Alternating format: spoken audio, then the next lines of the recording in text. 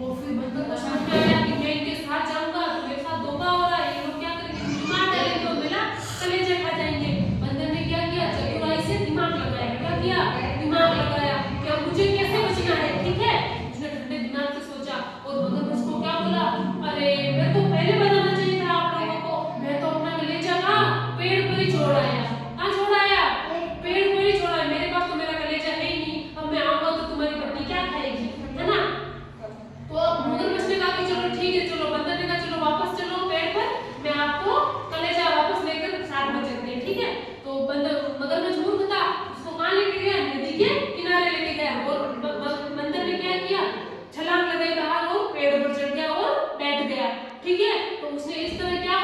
की जान बचाई। तो इस कहानी से हमें क्या शिक्षा मिलती है कि हमें एक तो जब भी हम कहीं फंस जाए, जब मुसीबत हो तो उसमें क्या करना चाहिए, ठंडे दिमाग से शांति से सोचना चाहिए, समझदारी के साथ काम लेना चाहिए।